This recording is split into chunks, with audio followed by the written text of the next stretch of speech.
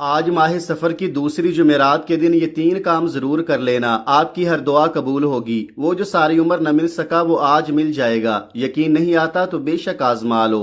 بسم اللہ الرحمن الرحیم۔ آج ماہ سفر کی دوسری مبارک جمعرات کے دن جس گھر میں یہ 3 کام کر لیے جائیں گے اس گھر کا بچہ بچہ اربپتی بن جائے گا۔ آج جس گھر میں یہ 3 کام کر لیے جائیں گے اس گھر سے غربت کا، تنگدستی کا ہمیشہ ہمیشہ کے لیے خاتمہ ہو جائے گا۔ اس گھر سے تمام پریشانیاں اور تمام تنگدستیاں دور ہو جائیں گی اور تمام حاجات پوری ہو جائیں گی۔ ماہ سفر اسلامی سال کا دوسرا مہینہ ہے جو کہ آج اپنی رحمتوں اور برکتوں کے ساتھ جاری و ساری ہے، جس میں ایک نیکی کا بدلہ 70 گنا زیادہ دیا جاتا ہے۔ اور ماہ سفر کی دوسری مبارک جمعرات کے دن جو شخص یہ 3 کام کر لیتا ہے، 3 چھوٹے چھوٹے اعمال پڑھ لیتا ہے، وہ اللہ کے خزانوں سے جھولیاں بھر لیتا ہے۔ ایک وقت وہ ہوتا ہے جب انسان اپنے مشکل وقت میں، پریشانی میں، تنگدستی میں، مجبوری میں، بیماری میں اللہ کے سامنے ہاتھ پھیلاتا ہے، اللہ کے سامنے روتا ہے، گڑ گڑاتا ہے کہ کسی طرح میری حاجت پوری ہو جائے۔ لیکن آج ماہ سفر کی دوسری جمعرات کا وہ مبارک دن آ چکا ہے جس میں ہر حاجت پوری ہو جاتی ہے۔ یہ برکتوں اور رحمتوں والا مہینہ ہے، اور یہ مہینہ شروع ہوتے ہی اس مہینے کی دوسری جمعرات کے دن یہ 3 کام کرنا بہت ضروری ہے۔ یہ نہ ہو کہ اس بابرکت مہینے میں ہم اپنی غلطیوں، کوتاہیوں اور گناہوں کی پکڑ کی وجہ سے ان قبولیت کی گڑیوں سے محروم ہو جائیں۔ وہ لوگ جو بے بس ہو چکے ہیں، مجبور ہو چکے ہیں، وظیفے پڑھ پڑھ کر تھک چکے ہیں، در در کی ٹھوکروں سے تنگ آ چکے ہیں، لوگوں کے طعنے سن سن کر تھک چکے ہیں، بہن بھائی رشتہ دار آپ کی غربت کا تماشا بناتے ہیں، تو آج آپ بھی ماہ سفر کی دوسری جمعرات کے دن یہ 3 کام کر لو۔ اسی مہینے اللہ کریم آپ کی نسلوں کو آباد فرما دے گا، کیونکہ یہ موقع سال میں صرف ایک بار ملتا ہے۔ اگر آپ نے اس موقع کو ضائع کر دیا تو پھر اگلے سال ماہ سفر کی دوسری جمعرات کا انتظار کرنا پڑے گا کہ کب یہ مبارک جمعرات پھر سے آئے اور ہم اللہ کریم سے یہ وظیفہ پڑھ کر مانگے۔ آج اس وظیفے کو پڑھنا اتنا ضروری ہے جیسے جینے کے لیے کھانا ضروری ہے۔ یہ وظیفہ خاص ان لوگوں کے لیے ہے جو چاہتے ہیں کہ ایک نئی زندگی کا آغاز ہو جائے، ایک ایسی زندگی جس میں نہ کبھی کسی کے سامنے جھکنا پڑے، نہ کبھی کسی سے مانگنا پڑے، نہ در در کی ٹھوکریں کھانی پڑے۔ اللہ آپ کو ہر حاجت سے نوازے، اللہ آپ کو خود مختار بنائے، آپ کا کاروبار ہو، آپ کو کبھی کسی کا محتاج نہ ہونا پڑے۔ تو آج سفر کا مہینہ خوشیاں اور کامیابیاں لے کر آ گیا ہے، اور اس مبارک مہینے کی دوسری جمعرات کے دن یہ وظیفہ پڑھنے کے بعد دنیا آپ کی کامیابی کا تماشا دیکھے گی۔ اللہ والے فرماتے ہیں یہ وظیفہ اتنا کامل ہے، اتنا مجرب ہے کہ یہ وظیفہ پڑھنے والا خود حیران ہو جاتا ہے۔ وہ یہ کہنے پر مجبور ہو جاتا ہے کہ کاش میں نے یہ وظیفہ پہلے پڑھا ہوتا تو آج در در کی ٹھوکریں نہ کھانی پڑتی، آج لوگوں کے طعنے نہ سننے پڑتے۔ خدارا ابھی بھی وقت ہے، آج آپ کو جب جہاں جیسے وقت ملتا ہے یہ عمل کرنے کی مکمل اجازت ہے۔ آج کی پوری رات میں کسی بھی وقت جو شخص یہ وظیفہ پڑھ لیتا ہے وہ اللہ رب العزت کے قریب ہو جاتا ہے، اللہ اسے کامیاب کر دیتا ہے، اس کے راستے کی تمام رکاوٹوں کو ہٹا دیا جاتا ہے، معاملات کو بہتر نہیں بہترین کر دیا جاتا ہے۔ آج یہ وظیفہ بتائے گئے طریقے سے جو بندہ بھی پڑھ لے گا رب کریم پورے سال کی رحمتوں برکتوں سے مالا مال فرما دے گا۔ یہ وظیفہ اتنا خاص ہے کہ اگر کوئی بندہ صرف ایک بار پڑھتا ہے تو پورے سال کی کامیابیاں اس کے قدم چومتی ہیں، اور پورے سال کا رزق اور دولت صرف ایک دن کا یہ وظیفہ پڑھنے سے مل جائے گا۔ اگر آپ اپنی زندگی سے مشکلات کو، پریشانیوں کو نکال کر ایک نئی زندگی کا آغاز کرنا چاہتے ہیں، ایک ایسی زندگی جس میں ہر قدم پر کامیابیاں مقدر ہو جائیں، جس میں نہ رزق کی تنگی ہو، نہ بیماریاں ہوں، نہ پریشانیاں ہوں، نہ کبھی کسی کے سامنے جھکنا پڑے، تو آج یہ وظیفہ پڑھ لینا۔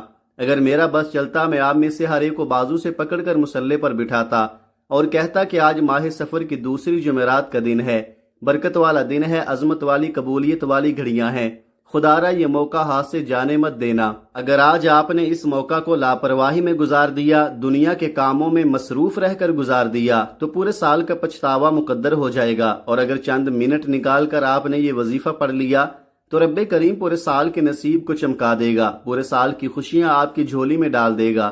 بڑا بدبخت ہے، بدقسمت ہے وہ بندہ جو آج چند منٹ نکال کر یہ خاص وظیفہ نہیں پڑھتا۔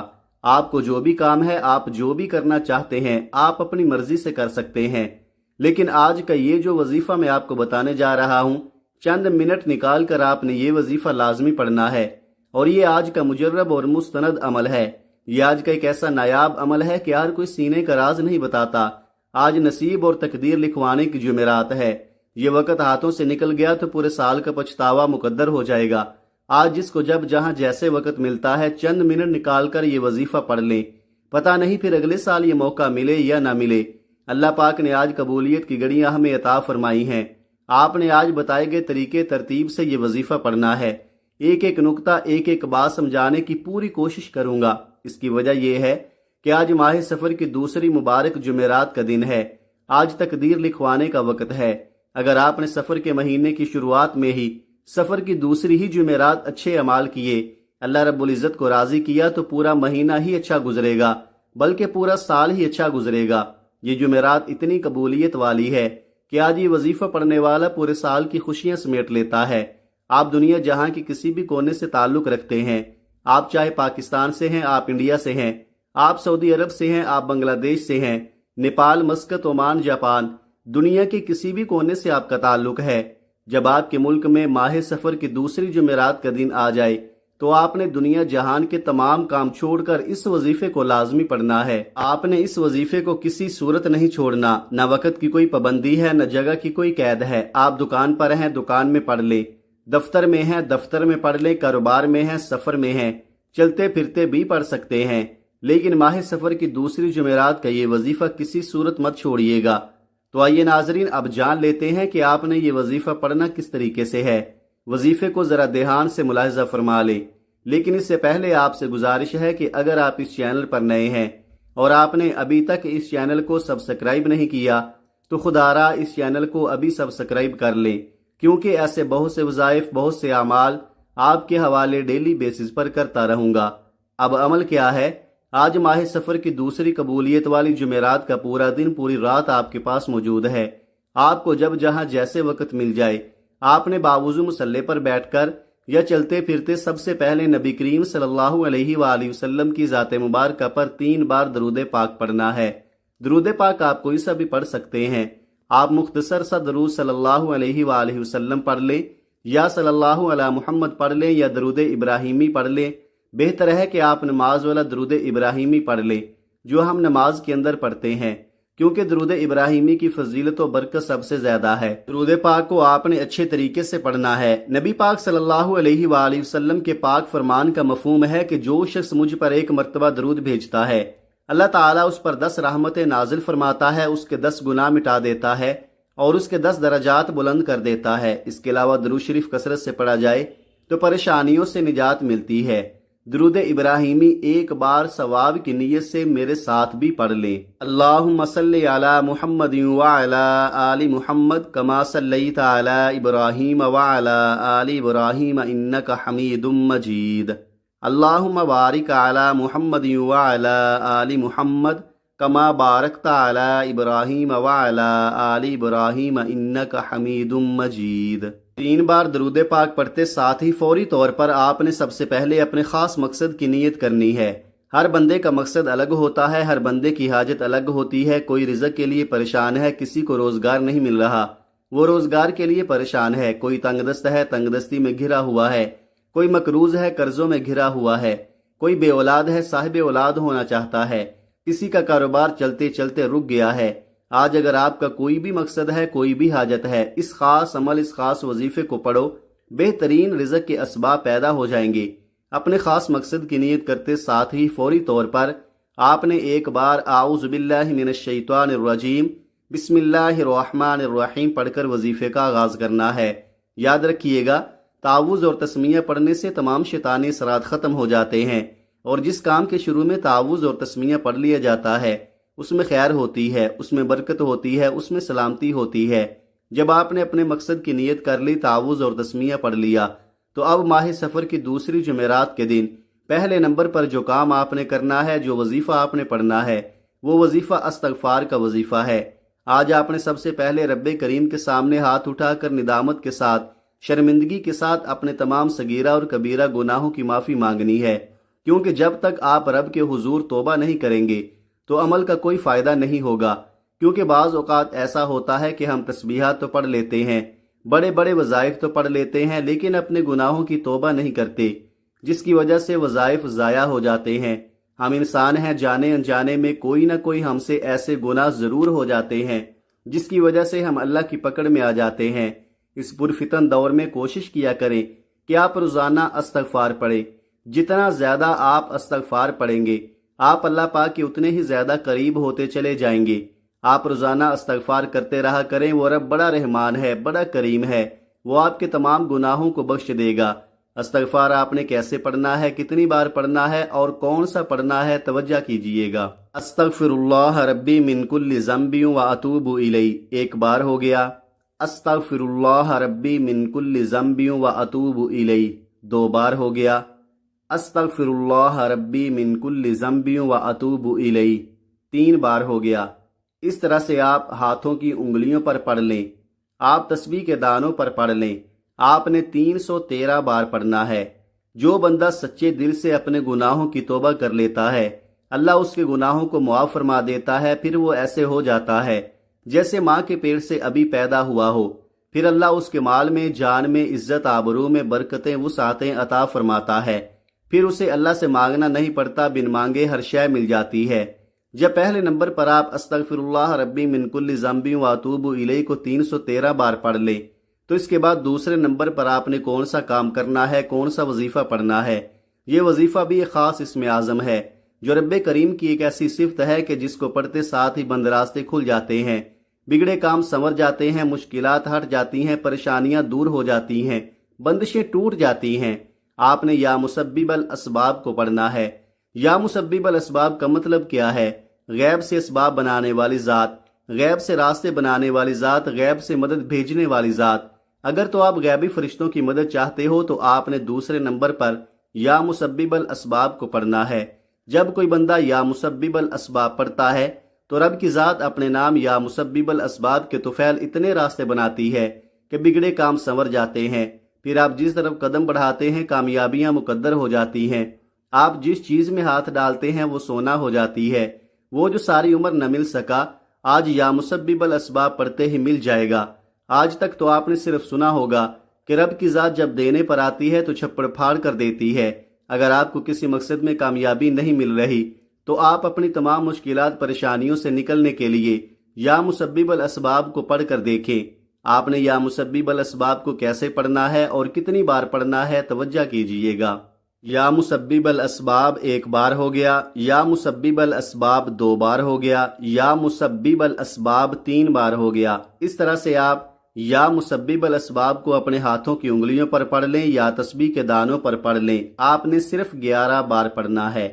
توجہ سے پڑھیے گا، دھیان سے پڑھیے گا، سکون سے بیٹھ کر پڑھیے گا، ادھر ادھر نظر مت دوڑائیے گا۔ آپ کی نظریں، پورا دھیان، آپ کی توجہ وہ وظیفے کی طرف ہی مرکوز ہونی چاہیے۔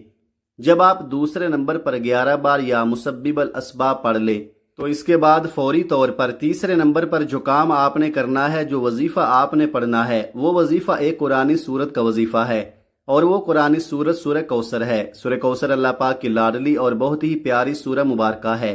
سورہ کوثر رزق اور دولت کا سرچشمہ ہے۔ جن کے کاروبار چلتے چلتے بند ہو رہے ہیں، جن کے گھر میں بے روزگاری ہے، بندشیں ہیں، تنگ دستیاں ہیں، پریشانیاں ہیں، رکاوٹیں ہیں اور مسائل ختم ہونے کا نام ہی نہیں لے رہے، وہ آج ماہ سفر کی دوسری جمعرات کے دن سورہ کوثر کو بتائے گئے طریقے اور ترتیب سے پڑھ کر دیکھ لے۔ آج اگر اللہ سے 70 کروڑ بھی مانگو گے تو رب کی ذات دینے پر قادر ہے۔ جس کو یقین نہیں آتا وہ ایک بار یہ وظیفہ میرے بتائے گئے طریقے سے پڑھ کر دیکھے۔ رب کریم نے چاہا تو اتنا ملے گا کہ آپ کی نسلوں تک کافی رہے گا۔ آپ نے سورہ کوثر کو اس محبت کے ساتھ پڑھنا ہے، اس یقین کامل کے ساتھ پڑھنا ہے کہ جب جب آپ کی زبان سے سورہ کوثر نکل رہی ہو آپ روتے ہوئے، تڑپتے ہوئے، سسکتے ہوئے رب کریم سے مانگتے چلے جائیں۔ سورہ کوثر وہ سورت ہے جسے دولت کا خزانہ کہا جاتا ہے، جسے کامیابی کا راز کہا جاتا ہے۔ سورہ کوثر پڑھنے والا کبھی کسی کا محتاج نہیں رہتا۔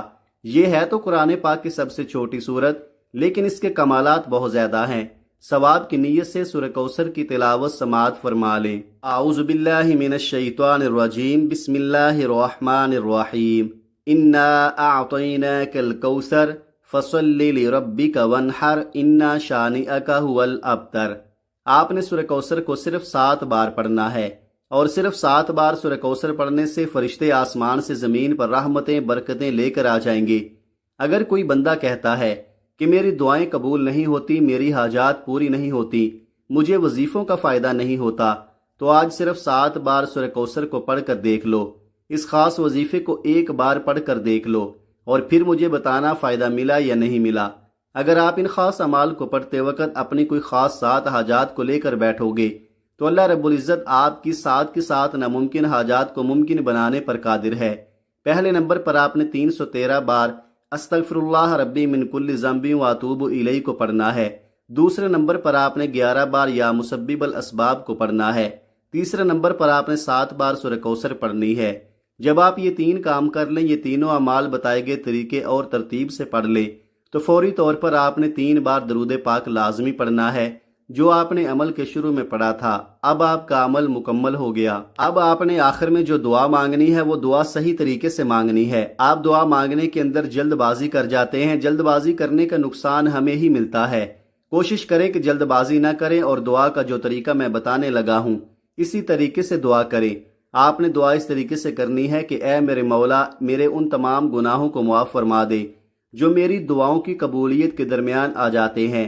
اے میرے مولا، میرے تمام ان گناہوں کو معاف فرما دے جس کی وجہ سے میں نماز نہیں پڑھ پاتا۔ اس طریقے سے دعا کریں گویا اللہ پاک آپ سے بات کر رہے ہیں یا پھر آپ اللہ پاک کو دیکھ رہے ہیں۔ دعا ہمیشہ لمبی کیا کریں۔ اپنے تمام دکھ، درد، تکالیف، پریشانیاں اپنے رب کو بتا دیں۔ ضروری نہیں کہ ہاتھ اٹھا کر دعا کریں، سجدے میں چلے جائیں، سجدے میں جا کر دعا کریں۔